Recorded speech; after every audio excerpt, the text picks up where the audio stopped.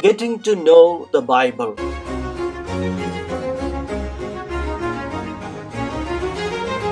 Father Claudio Doglio.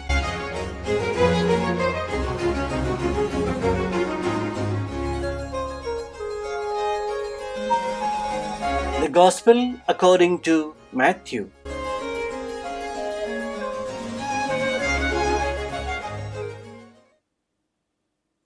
The New Testament begins with the Gospel according to Matthew.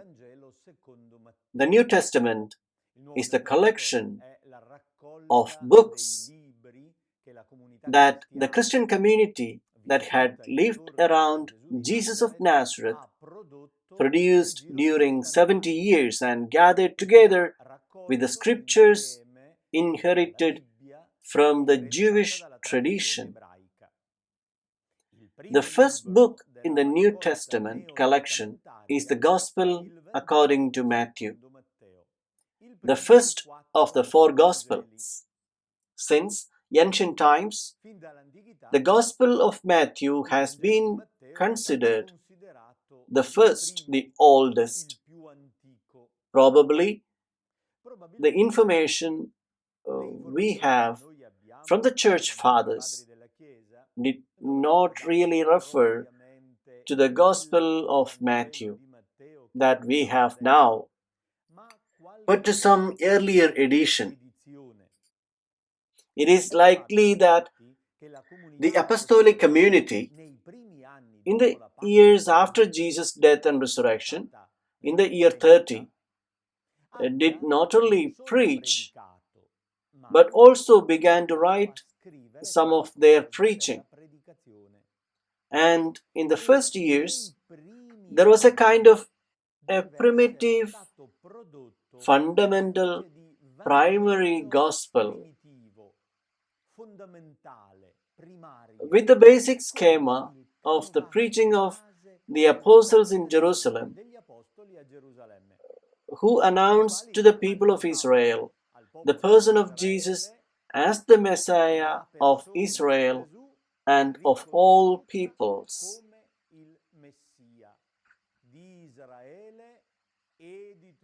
The other Gospels that we call synoptics were derived from this primordial schema: Matthew, Mark, and Luke.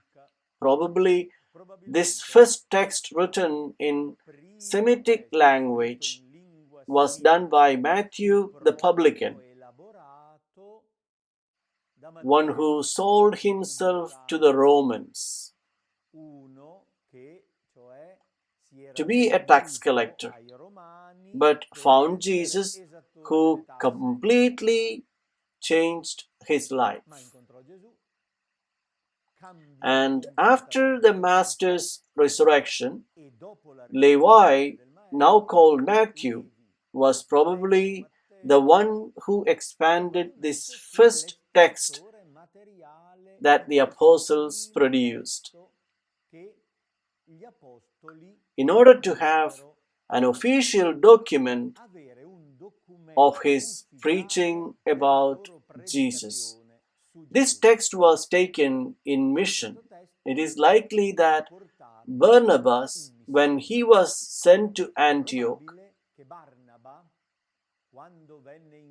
in the 40s to verify the birth of a Hellenistic community in that great city, took the Gospel of the 12 with him.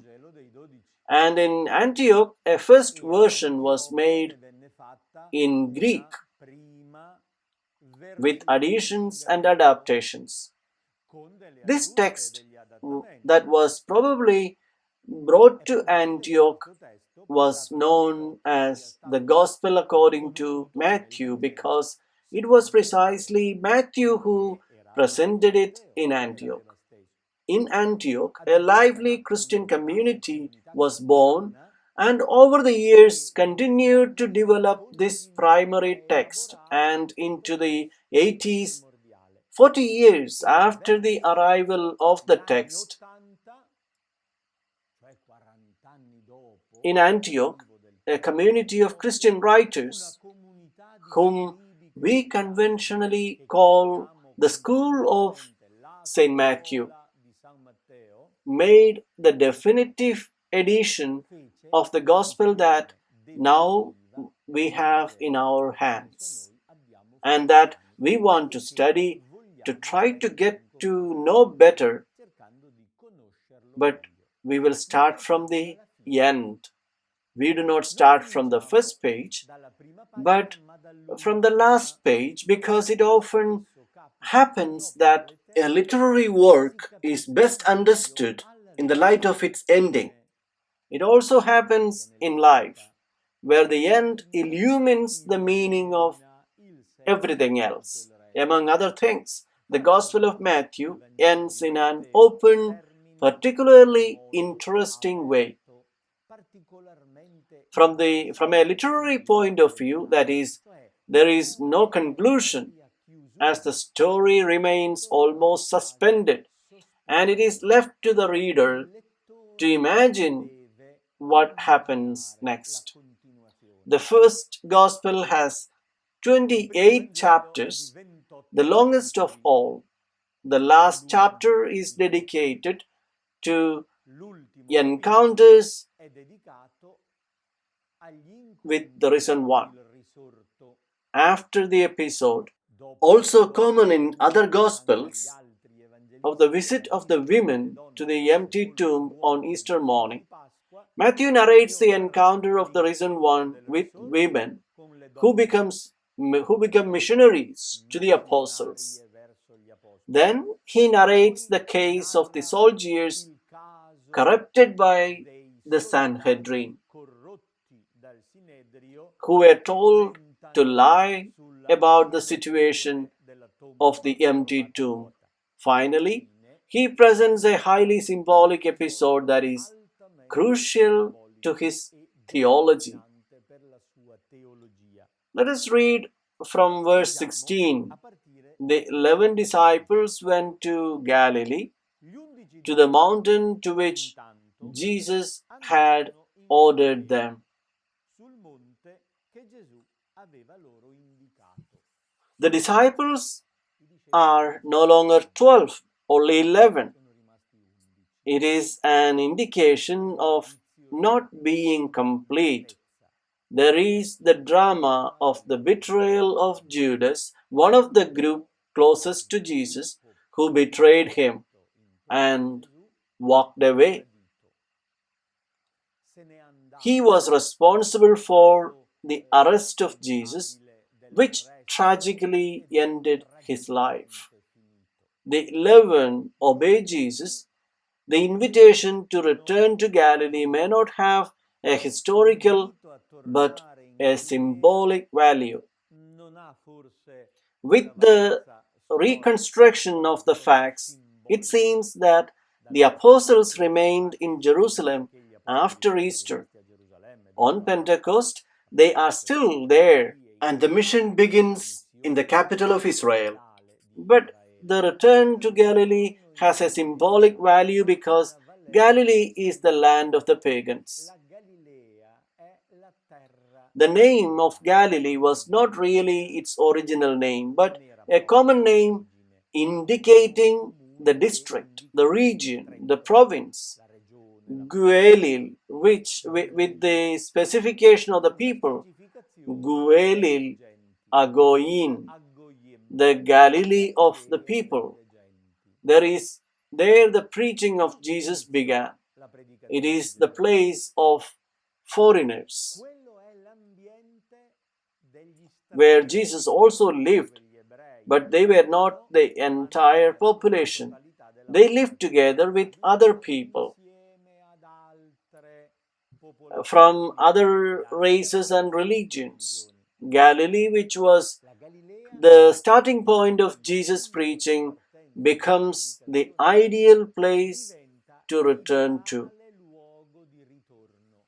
After Easter, the apostles are invited by Jesus to return to Galilee, to return to the origins, to rethink everything that they have lived together with the Master in the years of his ministry and participate in common life among the people, even among the non-Jews. Matthew's ending is an open ending, an opening for all people. Jesus the Messiah is not reserved for Israel but for all the peoples. The mountain in biblical symbolism has a particular meaning. It is the earth that rises to heaven. The mountain is a symbolic place of the encounter between man and God. Human rises to heaven and the Lord descends to earth. On the mountain, Moses found the Lord. There, the covenant was made. Moses receives the law and pledges fidelity. Mountains are of particular interest to Matthew, and he mentions it in some important passages of his narrative. We remember well the discourse on the mountain and the new law, the foundation of the new covenant. The entire story of Matthew ends on another mountain, a mountain that Jesus has indicated to them. They do not go where they want, but where Jesus has indicated. It is a theophanic meeting, that is where God manifests himself. It is the definitive revelation of God in the person of the risen Jesus. When they saw him, they worshipped, but they doubted. The evangelist places two aspects together. On the one hand, faith. On the other, hesitation. There were only 11. It is an imperfect universality. They prostrate themselves in adoration before Jesus. However, they still have uncertainties and doubts in their hearts. Jesus approached them. The verb to approach has a particular nuance for the evangelist Matthew. It is a technical verb of the priestly language that indicates the fact that the priests approach the world of the sacred, of the divine. Using this image, Matthew uses this verb to indicate that that which is divine approaches the human. It is Jesus who approaches the disciples. He goes forward to those who are prostrate, kneeling on the ground in adoration. Jesus approached and said to them, "All power in heaven and on earth has been given to me. Go therefore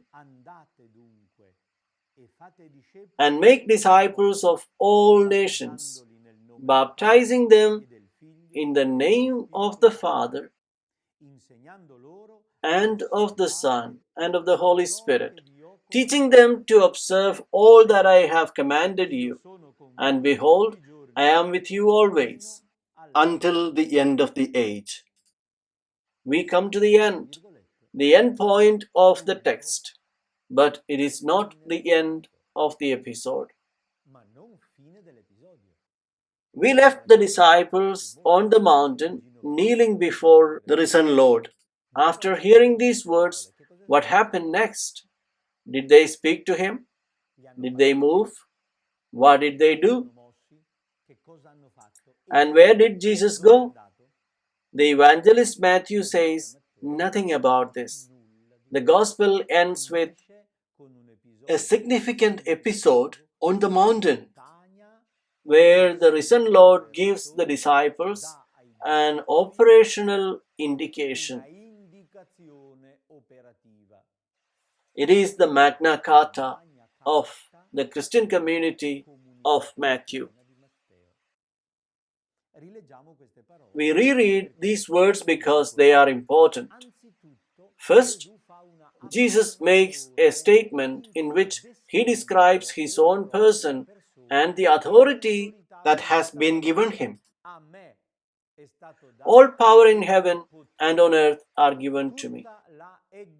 All the exousia, the divine potestas, was entrusted to Jesus in heaven and on earth.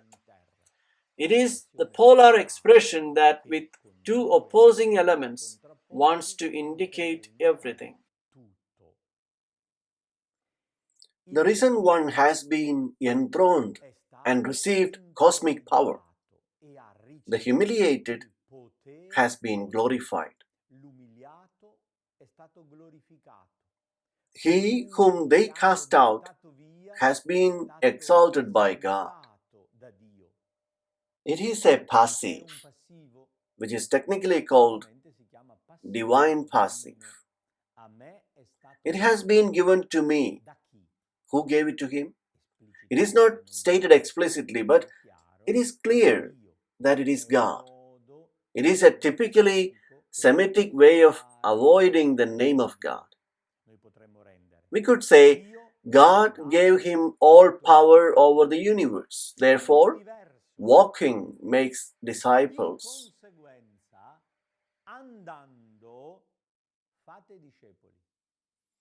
We must pay attention to the importance of therefore. It creates a relationship and a consequence link. Since I have received all the power, you, my disciples, make disciples. Although go is translated as an imperative, in the original it is a participle. We translate it better with a gerund. Walking, make disciples. The imperative refers to the commitment of discipling.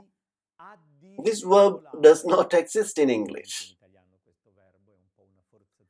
It strains the language because in the original Greek there is the verb that has the same root as the word disciple. Causatively, some old translations put training. It is not a good translation because this verb is used for animals, and especially because it contains the idea of being a teacher while the original has the idea of being a disciple. Jesus' followers don't become teachers, but continue to be disciples who make other people become disciples. The recipients of this commandment of Jesus are the disciples, and the goal is that all the people in the world become disciples. So they learn. The disciple is the one who learns. Consequently, as they walk throughout all their lives, they make all people become disciples. Here is the universal opening. Panta ta yatne. All races in the world. It is an ethnic opening. While Israel is a unique ethnic group and they consider themselves isolated, here is the call to all ethnic groups in the universe. All these human races are called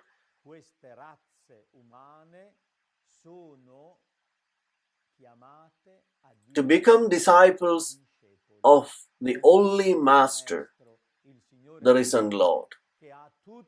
who has all power in heaven and on earth. But how to make disciples? In two ways: baptizing and teaching. The first word calls the sacramental dimension,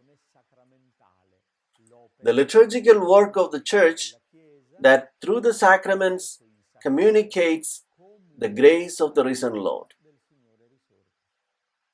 And here we find the formula that we still use today in baptism, in the name of the Father, and of the Son, and of the Holy Spirit.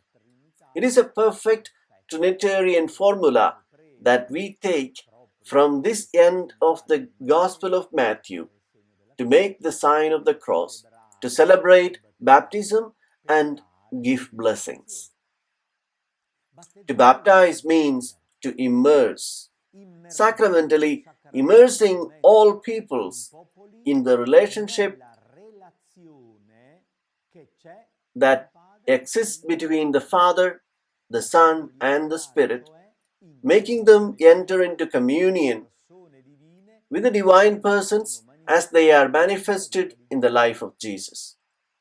Baptizing and teaching. It is a didactic work of a formative educational kind. It is not enough to celebrate the sacrament. It is also necessary to introduce knowledge. And what should they teach? They must teach to observe, to conserve, to guard everything that Jesus has commanded. Let us note the insistence on the whole. In these few verses, in various ways, the adjective all is used. All power has been given to me to make disciples of all peoples. Teach them to fulfill all that I have commanded. I am with you every day. The community of disciples transmits everything that Jesus taught, and not only transmits it, but it saves it and teaches how to maintain it, to conserve it. The last word is a promise. It is an affirmation of identity. I will be with you. The formula, I am, is very important. It is the name of God. It is the revelation of the name of God made at Sinai to Moses. Now Jesus presents himself as I am. Not only that, I am with you. It is the revelation of God with us. What was initially announced as the Emmanuel, I am with you. Now Jesus, recognized as God, in close relationship with the Lord Adonai, the God of Israel, who revealed himself in Sinai, and with the community, identifies with his group every day, continuously, in all the daily realities, in the Galilee of every day, until the end of the age. Or, saying it in another way, until the end of the world. It is the end, the term and the goal to which everything points. It is the fulfillment of historical time, of the reality of this world that has been transformed by the presence of Christ. The community of Mathew lives, experiences with force the presence of the risen Christ. I will be with you always. This communion of life opens up to mission. The church is by nature missionary towards the Galilee, towards the peripheries of the world, towards all reality. Every day, teaching everything that Jesus commanded. and the goal is to make disciples. Reading the Gospel of Matthew means, once again, putting ourselves in the school of Jesus, the only teacher, to become true disciples and help others become disciples like us.